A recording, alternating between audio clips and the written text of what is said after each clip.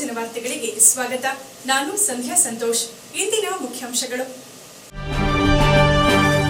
ತಾಲೂಕು ಒಕ್ಕಲಿಗರ ಸಂಘದಿಂದ ಎಸ್ಎಸ್ಎಲ್ಸಿ ಮತ್ತು ಪಿಯುಸಿಯಲ್ಲಿ ಅತಿ ಹೆಚ್ಚು ಅಂಕ ಗಳಿಸಿದ ಸಮುದಾಯದ ವಿದ್ಯಾರ್ಥಿಗಳಿಗೆ ಅಭಿನಂದನೆ. ಪ್ರತಿಭಾನ್ವಿತರು ಕೇವಲ ವೈದ್ಯ, ಇಂಜಿನಿಯರಿಂಗ್ ಅಷ್ಟೇ ಸೀಮಿತವಾಗದೆ ಸಂಶೋಧನೆಯತ್ತ ಸಾಗಬೇಕೆಂದ ಶ್ರೀ ಶಂಭುನಾಥ ಸ್ವಾಮೀಜಿಗಳು. ನಾಲೆಗಳಲ್ಲಿ ನೀರು ಹರಿಸುವ ಆರಂಭದಲ್ಲಿ ಕೊಟ್ಟ ಮಾತಿನಂತೆ ನುಗ್ಗೇಹಳ್ಳಿ ಕೆರೆಗೆ ನೀರು ಹರಿಸುವ ಕಾರ್ಯಕ್ಕೆ ಚಾಲನೆ ಎಂದ ಶಾಸಕ ಸಿಎನ್ ಬಾಲಕೃಷ್ಣರವರು. ನುಗ್ಗೇಹಳ್ಳಿ ಏತ ನೀರಾವರಿ ಯೋಜನೆಯ ಮೋಟಾರ್ಗೆ ಚಾಲನೆ ನೀಡಿ ಹೇಳಿಕೆ. ಜುಲೈ 31ರಂದು ನಂಜನಗೂಡಿನಲ್ಲಿ ರೈತ ಹುತಾತ್ಮ ದಿನಾಚರಣೆ. ರೈತ ಹೋರಾಟಗಾರರು ಸೇರಿ ವಿವಿಧ ಕ್ಷೇತ್ರದ ಹೋರಾಟಗಾರರಿಗೆ, ಪ್ರಾಮಾಣಿಕರಿಗೆ ಸನ್ಮಾನ.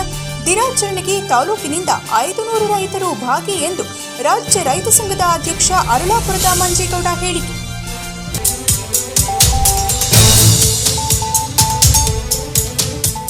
ವಾರ್ತೆಗಳ ವಿವರ.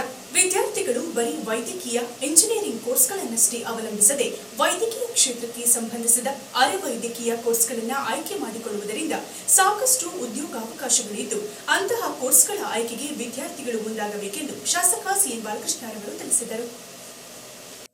ಪಟ್ಟಣದ ಬಿಜಿಎಸ್ ಸಮುದಾಯ ಭವನದಲ್ಲಿ ತಾಲೂಕು ಒಕ್ಕಲಿಗರ ಸಂಘದಿಂದ ಭಾನುವಾರ ಏರ್ಪಡಿಸಿದ ಪ್ರತಿಭಾ ಪುರಸ್ಕಾರ ಕಾರ್ಯಕ್ರಮದಲ್ಲಿ ಮಾತನಾಡಿದ ಅವರು, ವೈದ್ಯಕೀಯ, ಇಂಜಿನಿಯರಿಂಗ್ ಕೋರ್ಸ್ ಸೇರಿದಂತೆ ಇಂಜಿನಿಯರಿಂಗ್ ಪದವಿಯಲ್ಲಿ ಕೃತಕ ಬುದ್ಧಿಮತ್ತೆ, ಸೈಬರ್ ಭದ್ರತೆ ಕೋರ್ಸ್ಗಳನ್ನು ತೆಗೆದುಕೊಳ್ಳುವುದರಿಂದ ಬೇಗ ಕೆಲಸ ಗಿಟ್ಟಿಸಿಕೊಳ್ಳಬಹುದು.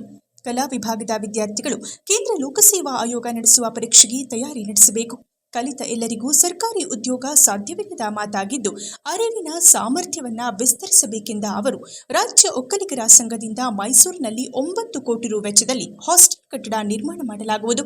ತುಮಕೂರಿನಲ್ಲಿಯೂ 250 ಮಂದಿಗೆ ಹೆಚ್ಚುವರಿಯಾಗಿ ಹಾಸ್ಟೆಲ್ ಸೌಲಭ್ಯ ವಿಸ್ತರಿಸಲಾಗುವುದು. ಪಟ್ಟಣದಲ್ಲಿ ಒಕ್ಕಲಿಗರ ಸಂಘದ ಚಟುವಟಿಕೆಗಳಿಗೆ 18 ಗುಂಟೆ ಜಾಗವನ್ನು ಕಾಯ್ದಿರಿಸಲಾಗಿದೆ ಎಂದು ತಿಳಿಸಿದರು. ಕನ್ನಡ ಸಾಹಿತ್ಯ ಪರಿಷತ್ ಜಿಲ್ಲಾ ಘಟಕದ ಅಧ್ಯಕ್ಷ ಎಚ್ಎಲ್ ಮಲ್ಲೇಶ್ ಗೌಡ ಕಾರ್ಯಕ್ರಮವನ್ನು ಉದ್ಘಾಟಿಸಿ ಮಾತನಾಡಿ, ಆತ್ಮವಿಶ್ವಾಸ ಹಾಗೂ ಕಠಿಣ ಪರಿಶ್ರಮ ಸದಾ ನಮ್ಮನ್ನ ಕಾಯುತ್ತದೆ. ಮೇಲು ಕೀಳು ಎಂಬ ಭಾವನೆ ಅಪಾಯಕಾರಿ. ನಮ್ಮ ಸಂಸ್ಕಾರ ನಮ್ಮ ಮಕ್ಕಳಿಗೆ ಮಾದರಿ ಎನಿಸಬೇಕು. ಸಂಸ್ಕಾರ ರಹಿತ ಜ್ಞಾನ ಆರೋಗ್ಯಪೂರ್ಣವಲ್ಲ. ಉತ್ತಮ ಬದುಕು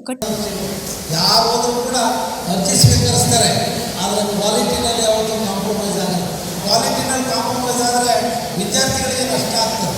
ಅದನ್ನು ಕೂಡ ನಾವು ಮನವರಿಕೆಯನ್ನು ಮಾಡ್ಕೋಬೇಕಾಗುತ್ತೆ. ಇದರಲ್ಲಿ ಅತಿ ಹೆಚ್ಚು ಅಂಕಗಳನ್ನು ಗಳಿಸಿದ್ದೀರಿ. PUCನಲ್ಲಿ ಅತಿ ಹೆಚ್ಚು ಅಂಕಗಳನ್ನು ಗಳಿಸಿ ಈಗಾಗಲೇ BCET ಕೌನ್ಸಿಲಿಂಗ್ ಈಗಾಗಲೇ ಪ್ರಾರಂಭ ಆಗಿದೆ. ನೀಟ್ ಕೌನ್ಸಿಲಿಂಗ್ ನಾವು ಸ್ವಲ್ಪ ರಾಷ್ಟ್ರ ಮಟ್ಟದಲ್ಲಿ ರಾಜಸ್ಥಾನ ಅಂತ ಇತರ ರಾಜ್ಯಗಳಲ್ಲಿ ವ್ಯತ್ಯಾಸ ಸಂದರ್ಭ ಯಾರೋ 100 ಜನರಿಗೆ ತೊಂದರೆಯಾಗಿ ಲಕ್ಷಾಂತರ ವಿದ್ಯಾರ್ಥಿಗಳು ಇವತ್ತು ಕಷ್ಟವನ್ನು ಅನುಭವಿಸ್ತಕ್ಕಂಥ ಸ್ಥಿತಿ ಆಯಿತು. ಇವತ್ತು ಕೇಂದ್ರ ಸರ್ಕಾರ ಕೂಡ ನಮಗೆ ನಿಗಾ ವಹಿಸಿ ತಪ್ಪಿತಸ್ಥರನ್ನು ಗುರುತಿಸಿ ಇವತ್ತು CBI ಅಂಗಡಿದಲ್ಲಿ ಅವರಿಗೆ ಶಿಕ್ಷೆಯನ್ನು ಕೊಡುವಂಥ ಒಂದು ಕೆಲಸವನ್ನು ಕೂಡ ಮಾಡ್ತಾ ಇದ್ದಾರೆ. ಅದನ್ನು ಇನ್ನೂ ಕೂಡ ಕಟ್ಟುನಿಟ್ಟಾಗಿ ಮಾಡಬೇಕು. ನಿಜವಾದಂಥ ವಿದ್ಯಾರ್ಥಿಗಳಿಗೆ ತೊಂದರೆ ಆಗುತ್ತೆ ಇರ್ತಕ್ಕಂಥದ್ದನ್ನು ಕೂಡ ನಾನು PUನಲ್ಲಿ ತಾವೆಲ್ಲರೂ ಕೂಡ MBBS ಓದಬೇಕು ಅಂತ ಅಂತೀನಿ. ಅದರ ನೀಟ್ನಲ್ಲಿ ಎಷ್ಟು ಮಾರ್ಕ್ಸ್ ತಗೊಂಡು ಫ್ರೀ ಸೀಟ್ ತಗೊಂಡ್ರೆ ಪರವಾಗಿಲ್ಲ. ನಿಮ್ಮ ತಂದೆ ತಾಯಿಗಳು ಜಾಬ್ ಖಾಲಿ ಅಂತ ಮ್ಯಾನೇಜ್ಮೆಂಟ್ ಸೀಟ್ ತಗೊಳ್ಳೋಕೆ ಹೋದರೆ, ಆದರೆ ಮೆಡಿಕಲ್ ರಿಲೇಟೆಡ್ ಕೋರ್ಸಸ್ಗಳಿದ್ದಾವೆ. ಮೆಡಿಕಲ್ ರಿಲೇಟೆಡ್ ಕೋರ್ಸ್ಗಳು BSc ಕಾರ್ಡಿಯಾಕ್ ಇದೆ, ಅನಸ್ಥೀಶಿಯಾ ಇದೆ, ಇವೆಲ್ಲ M.Pharma ಇದೆ, B.Pharma ಇದೆ, Pharma D ಇದೆ. ಇವೆಲ್ಲ ಮೆಡಿಕಲ್ ರಿಲೇಟೆಡ್ ಕೋರ್ಸ್ಗಳು. ನಿಮ್ಮ ಉದ್ಯೋಗಕ್ಕೆ ತುಂಬ ಹತ್ತಿರವಾದಂಥ ಕೋರ್ಸ್ಗಳನ್ನು ಕೂಡ ತಾವು ಆಯ್ಕೆಯನ್ನು ಮಾಡ್ಕೋಬೇಕು. ಅದ್ರ ಜೊತೆಗೆ B.ನಲ್ಲೂ ಕೂಡ ಅಷ್ಟೇ, ನಾನು ಕಂಪ್ಯೂಟರೇ ಓದಬೇಕು, ಇನ್ಫಾರ್ಮೇಷನ್ ಸೈನ್ಸೇ ಓದಬೇಕು ಅನ್ನೋದ್ರ ಜೊತೆಗೆ ಈಗ ಆರ್ಟಿಫಿಷಿಯಲ್ ಇಂಟೆಲಿಜೆನ್ಸ್ ಇದೆ, ಇವತ್ತು ಸೈಬರ್ ಇದೆ, PSIL ಇದೆ. ಇವೆಲ್ಲ ಹೊಸ ಹೊಸ ಕೋರ್ಸ್ಗಳಿದೆ. ಅದರಿಂದ ಹೆಚ್ಚಿನ ಉದ್ಯೋಗ ಅವಕಾಶಗಳು ಸಿಗುತ್ತೆ. ಅದರ ಕಡೆಗೂ ಕೂಡ ಹೆಚ್ಚಿನ ಗಮನವನ್ನು ಹರಿಸಬೇಕು. PUನಲ್ಲಿ ಆರ್ಟ್ಸ್ ಓದಿರ್ತಕ್ಕಂಥವ್ರು ಹೆಚ್ಚಿನ ಜ್ಞಾನ ಹೊಂದೋದು, UPSC ಎಲ್ಲ ಓದುವಂಥ ಅವಕಾಶಗಳಿರುವಂಥ ಹಿನ್ನೆಲೆಯಲ್ಲಿ ದಯಮಾಡಿ ಎಲ್ಲರೂ ಮಕ್ಕಳೇ ಯಾರು ಕಾಂಪಿಟೇಷನಲ್ಲಿ. ಕನ್ನಡ ಸಾಹಿತ್ಯ ಪರಿಷತ್ ಜಿಲ್ಲಾ ಘಟಕದ ಅಧ್ಯಕ್ಷ ಎಚ್ಎಲ್ ಮಲ್ಲೇಶ್ ಗೌಡ ಕಾರ್ಯಕ್ರಮವನ್ನು ಉದ್ಘಾಟಿಸಿ ಮಾತನಾಡಿ, ಆತ್ಮವಿಶ್ವಾಸ ಹಾಗೂ ಕಠಿಣ ಪರಿಶ್ರಮ ಸದಾ ನಮ್ಮನ್ನ ಕಾಯುತ್ತದೆ. ಮೇಲು ಕೀಳು ಎಂಬ ಭಾವನೆ ಅಪಾಯಕಾರಿ. ನಮ್ಮ ಸಂಸ್ಕಾರ ನಮ್ಮ ಮಕ್ಕಳಿಗೆ ಮಾದರಿ ಎನಿಸಬೇಕು. ಸಂಸ್ಕಾರ ರಹಿತ ಜ್ಞಾನ ಆರೋಗ್ಯಪೂರ್ಣವಲ್ಲ. ಉತ್ತಮ ಬದುಕು ಕಟ್ಟಿಕೊಳ್ಳುವ ದಾರಿಯನ್ನ ಕಂಡುಕೊಳ್ಳಬೇಕು. ಪ್ರತಿಭೆ ಎನ್ನುವುದು ಒಂದು ಕಾಲಕ್ಕೆ ಸೀಮಿತವಾಗದೆ ನಿರಂತರವಾಗಿರಬೇಕು. ಮಕ್ಕಳ ಮೂಲಕ ಪೋಷಕರು ಗುರುತಿಸುವಂತಾದರೆ ಪೋಷಕರ ಜೀವನದಲ್ಲಿ ಅದೊಂದು ಅಮೂಲ್ಯವಾದ ಕ್ಷಣವಾಗಿರುತ್ತದೆ. ಮಕ್ಕಳು ಈ ನಿಟ್ಟಿನಲ್ಲಿ ಮುಂದೆ ಸಾಗಬೇಕು. ಮುಂದೆ ನೀವುಗಳು ಅಧಿಕಾರಿಗಳು, ರಾಜಕಾರಣಿಗಳಾದಾಗ ರೈತ ಸ್ನೇಹಿಯಾಗಿರಬೇಕು. ಸಂಶೋಧನೆಗಳು ರೈತರಿಗೆ ಉಪಯೋಗ ಆಗುವಂತಿರಬೇಕೆಂದು ತಿಳಿಸಿದರು. ಎಲ್ಲರೂ ಮತ್ತು ಹೆಚ್ಚಿನದನ್ನು ನಿರೀಕ್ಷೆ ಮಾಡ್ತಿರ್ತಾರೆ. ಪ್ರತಿ ವರ್ಷ ನಿಮ್ಮ ಜವಾಬ್ದಾರಿ ಹೆಚ್ಚಾಗಿದೆ. ಕಳೆದ ವರ್ಷ ಸಾಧನೆ ಮಾಡಿದ ಈ ಹುಡುಗಿ ಅಥವಾ ಈ ಹುಡುಗಿ ಈಗ ಏನ್ ಮಾಡಬಹುದು? SSLCನಲ್ಲಿ ಅತ್ಯುನ್ನತ ಅಂಕಗಳನ್ನು ತಗೊಂಡು PUC ಸೇರಿದ್ದೀವಿ ಒಂದಷ್ಟು ಮಕ್ಕಳು. PUCಯಲ್ಲಿ ಮಕ್ಕಳಿಗೆ ಸಾಧನೆ ಮಾಡ್ತಾರೆ ಅಂತ ಹೇಳಿ ಬಿಟ್ಟು ಕಣ್ಣು ಬಿದ್ದ ಹಾಗೆ ನೋಡ್ತಿರ್ತಾರೆ. ನಿಮ್ಮ ಅಕ್ಕಪಕ್ಕದ ಮನೆಯವರು, ನಿಮ್ಮ ಸುತ್ತಲಿನವರು, ನಿಮ್ಮ ಸಂಬಂಧಿಕರು ಬಿಟ್ಟು ಕಣ್ಣು ಬಿಟ್ಟ ಹಾಗೆ ನೋಡ್ತಿರ್ತಾರೆ. ನಿಮ್ಮ ಜವಾಬ್ದಾರಿ ಹೆಚ್ಚಾಗಿದೆ. ಈಗ ತುಂಬಾ ಆಸಕ್ತಿಯಿಂದ, ತುಂಬಾ ಶ್ರದ್ಧೆಯಿಂದ PUCಯಲ್ಲಿ ಕೂಡ ಇಂಥದ್ದೊಂದು ಸಾಧನೆಯನ್ನು ಮಾಡಬೇಕಾದಂತಹ ಅನಿವಾರ್ಯ ನೆಲೆಗಟ್ಟಿನಲ್ಲಿ ನೀವು ನಿಂತಿದ್ದೀರಿ. ಆ ಎಚ್ಚರಿಕೆ ನಿಮಗೆ ಇರಲಿ. ಒಮ್ಮೆ ಒಳ್ಳೆಯವರು ಉಳಿಸ್ಕೊಳ್ಳೋದು ಬಹಳ ಸುಲಭ, ದೀರ್ಘಕಾಲ ಉಳಿಸ್ಕೊಳ್ಳೋದು ಬಹಳ ಶ್ರಮ. ಯಾವುದೋ ಒಂದು ಕ್ಷಣದಲ್ಲಿ ಒಂದು ಒಳ್ಳೆಯತನ ಅನ್ನುವುದರ ಕೀರ್ತಿ ಶಾಶ್ವತ ಅಲ್ಲ, ನಿರಂತರ. ಕಾರ್ಯಕ್ರಮದ ದಿವ್ಯ ಸಾನ್ನಿಧ್ಯವನ್ನ ವಹಿಸಿದ್ದ ಆದಿಚುಂಚನಗಿರಿ ಮಹಾಸಂಸ್ಥಾನ ಮಠದ ಹಾಸನ ಮತ್ತು ಕೊಡಗು ಶಾಖಾ ಮಠದ ಕಾರ್ಯದರ್ಶಿಗಳಾದ ಶ್ರೀ ಶಂಭುನಾಥ ಸ್ವಾಮೀಜಿಯವರು ಆಶೀರ್ವಚನ ನೀಡಿ, ಮಕ್ಕಳು ತಮ್ಮ ಜೀವನದುದ್ದಕ್ಕೂ ನೆರವಿಗೆ ಬರುವ ಧರ್ಮ, ಜ್ಞಾನ, ವಿವೇಕದ ಬುದ್ಧಿಯನ್ನ ಕೊಂಡೊಯ್ಯಬೇಕು. ಸಮಯದ ದುರುಪಯೋಗವಾಗದಂತೆ ಬಳಕೆ ಮಾಡಿಕೊಂಡರೆ ಎತ್ತರಕ್ಕೆ ಬೆಳೆಯಬಹುದು. ವಿದ್ಯಾರ್ಥಿಗಳು ಶಿಸ್ತು, ಸಮಯ ಪಾಲನೆ ಮಾಡಬೇಕು. ಅಹಂಕಾರವಿದ್ದರೆ ಭವಿಷ್ಯ ಹಾಳಾಗುತ್ತದೆ. ಮೌಲ್ಯಗಳನ್ನು ರೂಢಿಸಿಕೊಂಡು ಸಾಧನೆ ಮಾಡಬೇಕೆಂದರು.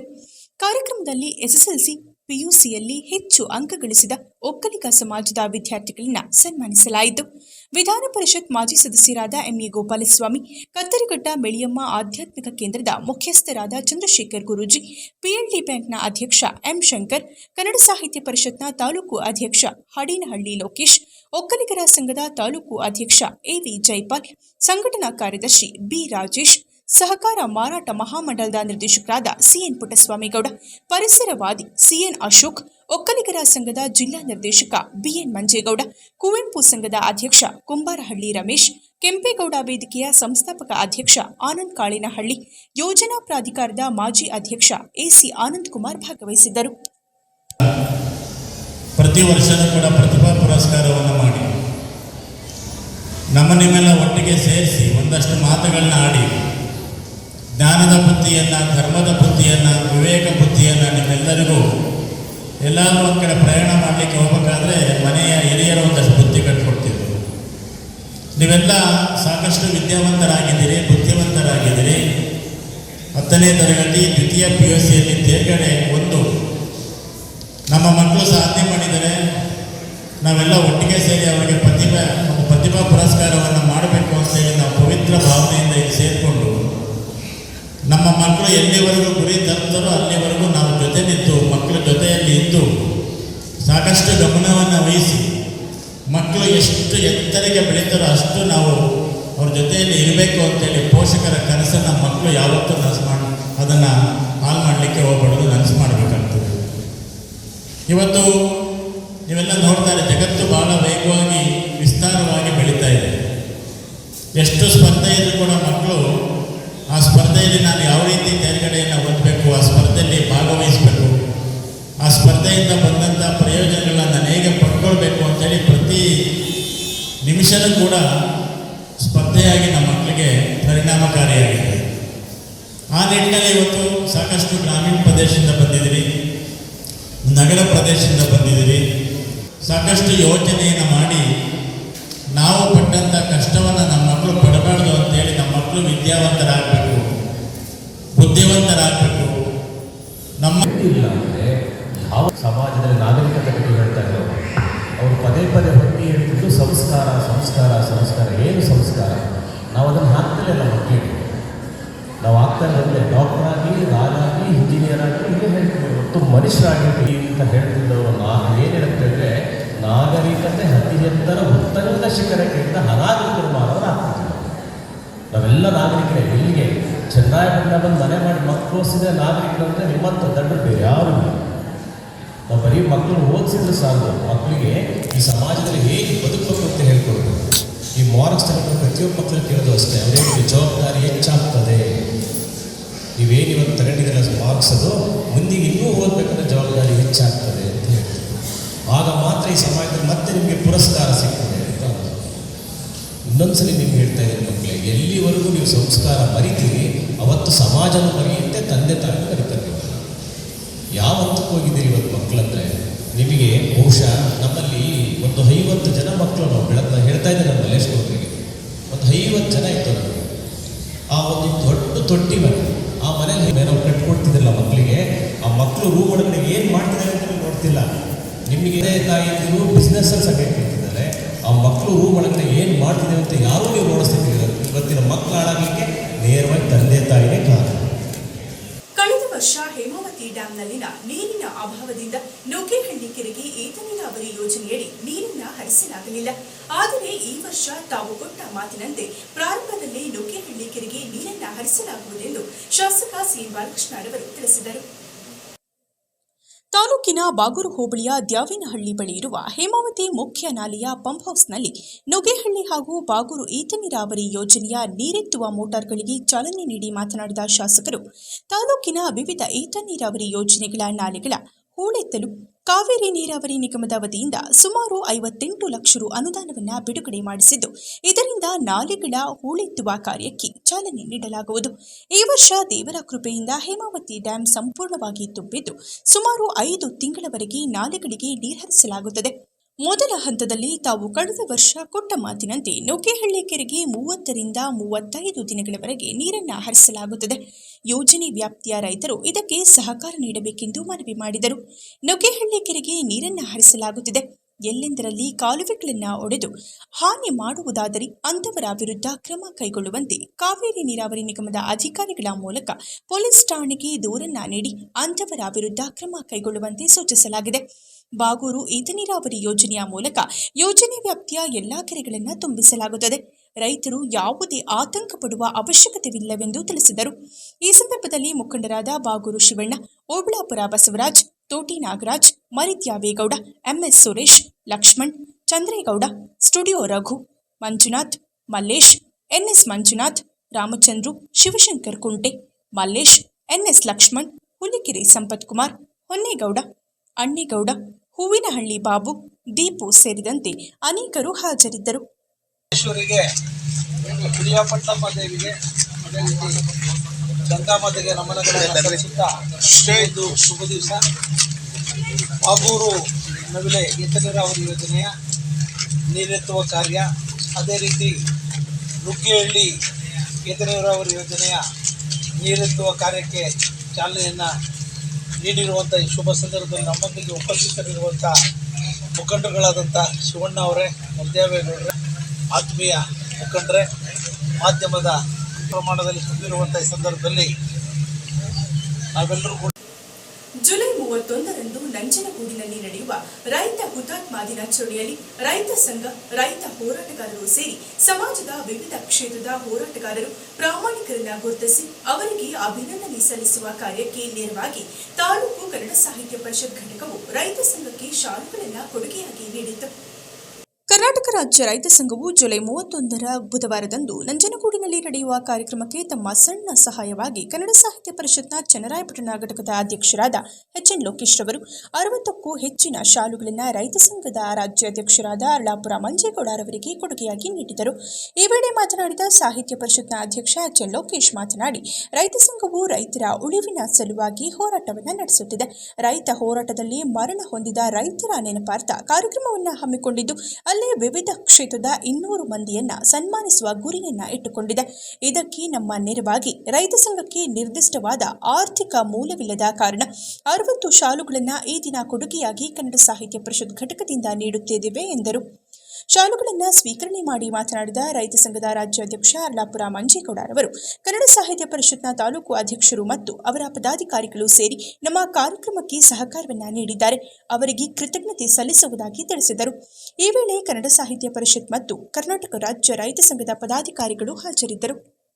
ರಾಜ್ಯಾಧ್ಯಕ್ಷರಾಗಿ ರಾಜ್ಯಾದ್ಯಂತ ಬೆಂಗಳೂರು ಸೇರಿದಾಗೆ ಈ ಎಲ್ಲ ರಾಜ್ಯದ ಜಿಲ್ಲೆಗಳಿಗೆ ಹೋಗಿ ರೈತರ ಕಷ್ಟ ಕಾರ್ಪಣ್ಯಗಳಿಗೆ ಭಾಗವಹಿಸಿ ನಮ್ಮ ಕಂಡಂಗೆ ಹೆಸರುಘಟ್ಟ ಕೆರೆಯಲ್ಲಿ ದೊಡ್ಡ ಹೋರಾಟವನ್ನು ಮಾಡಿದಂಥ ನಮ್ಮ ಸ್ನೇಹಿತರು ಬೆಂಗಳೂರಿನಲ್ಲಿ ಅವರು ರೈತ ಹುತಾತ್ಮ ದಿನಾಚರಣೆ ನಂಜೂರು ಕೂಡ ನಡೀತಾ ಇದೆ ಅಂತ ಹೇಳಿದಾಗ ನಾವು ಕೂಡ ಸಾಹಿತ್ಯ ಪರಿಷತ್ನವರು ರೈತರ ಮಕ್ಕಳು, ನಾನು ಕೂಡ ಸ್ವತಃ ರೈತ, ಆ ಪ್ರೀತಿಯಿಂದ ಇಲ್ಲಿ ಸದಾ ನಾವು ಬೆಂಬಲವಾಗಿ ನಿಂತು ಕರೆದಾಗೆಲ್ಲ ಹೋಗಿ ರೈತ ಹುತಾತ್ಮ ದಿನಾಚರಣೆಗೆ 50 ಶಾಲೆಗಳನ್ನು ನಮ್ಮ ಕಡೆಯಿಂದ ಪ್ರೀತಿಯಿಂದ ಕೊಟ್ಟು ಅವರಿಗೆ ರೈತ ಹುತಾತ್ಮರ ಪರವಾಗಿ ರೈತಾಪಿ ಪರವಾಗಿ ನಮ್ಮ ಜನತಾಧ್ಯಕ್ಷರಿಗೆ ಸಾಹಿತ್ಯ ಪರಿಷತ್ತಿಂದ ಒಂದು ಮೂಲಕ ಕೊಟ್ಟಿದ್ದೀವಿ. ಬಟ್ ನಿಮ್ಮೆಲ್ಲ ಹೋರಾಟಕ್ಕೂ ನಮ್ಮ ಅಡಿಲು ಕಾಣಿಕೆ ಸೇವೆ ಸದಾ ಇರ್ತದೆ.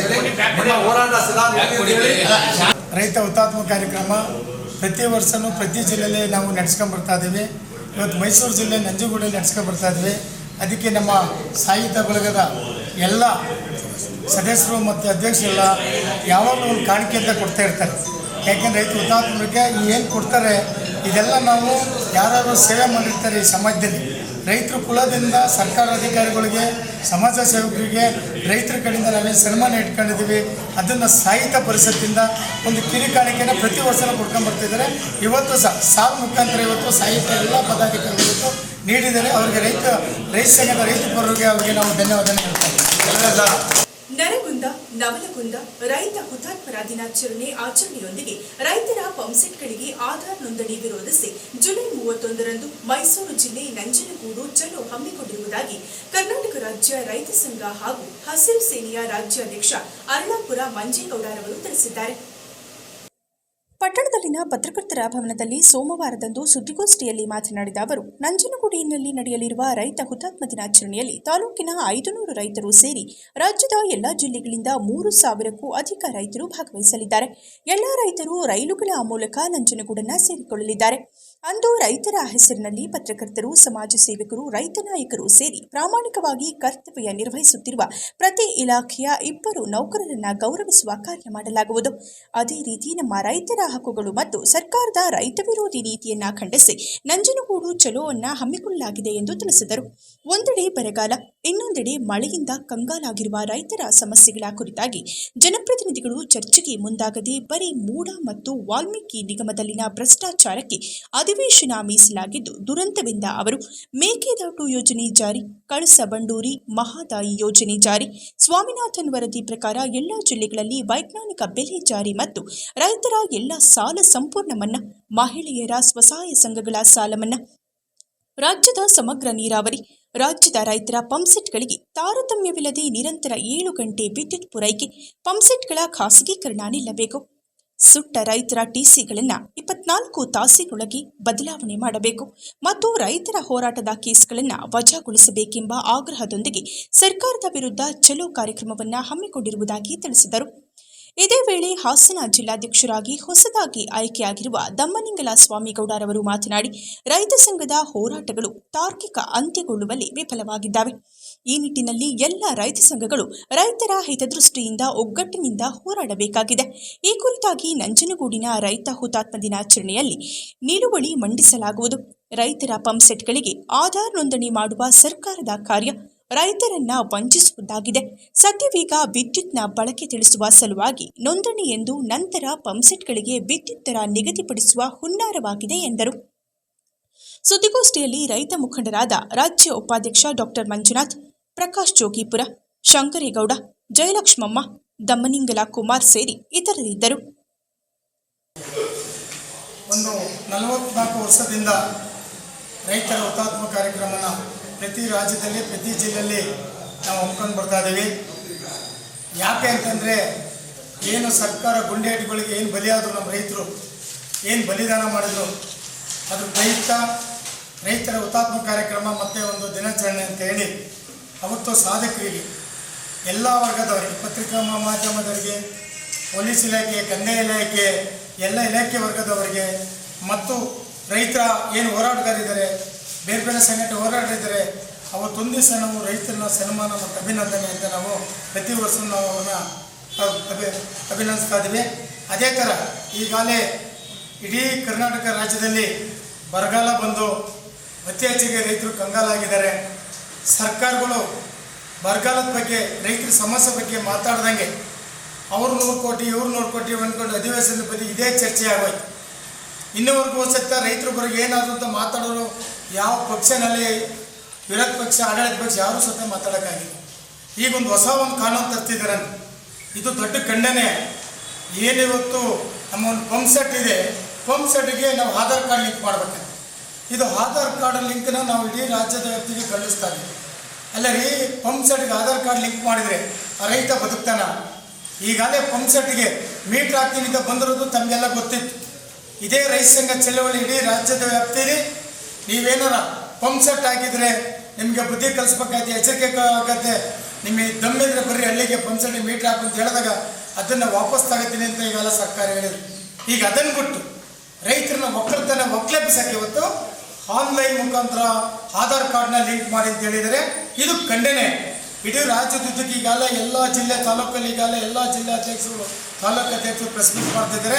ನಾವು ಆಧಾರ್ ಕಾರ್ಡ್ ನಮ್ಮ ಪಂಪ್ ಸೆಟ್ಗೆ ಲಿಂಕ್ ಮಾಡಲ್ಲ, ಲಿಂಕ್ ಮಾಡೋಕ್ಕೆ ಬಂದರೆ ನಿಮಗೆ ಬುದ್ಧಿ ಕಲಿಸ್ಬೇಕಾಯ್ತು ಮುಂದಿನ ದಿವಸದಲ್ಲಿ. ಯಾಕೆ ರೈತರನ್ನ ಒನ್ನವರ ಮಾಡ್ತಾ ಇದ್ದೀರಿ?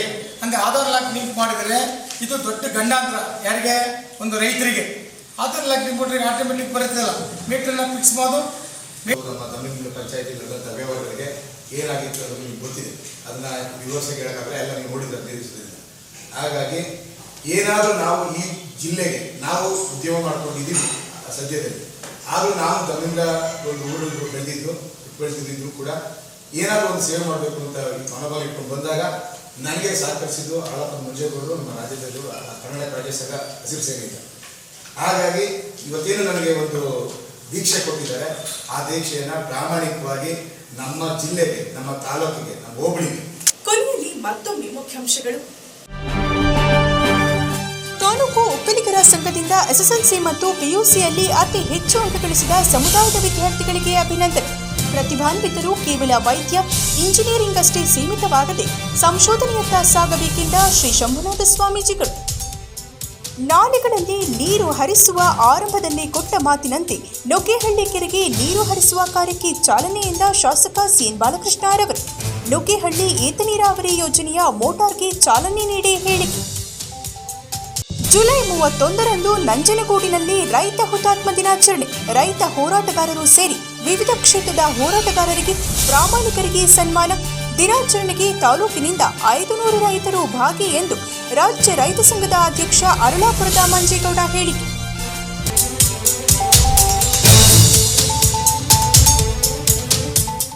ಇದರೊಂದಿಗೆ ವಾರ್ತಾ ಪ್ರಸಾರ ಮುಕ್ತಾಯವಾಯಿತು. ಮತ್ತೆ ನಿಮ್ಮ ಭೇಟಿ ಮುಂದಿನ G4 ಜನವಾರ್ತೆಯಲ್ಲಿ. ವಂದನೆಗಳು.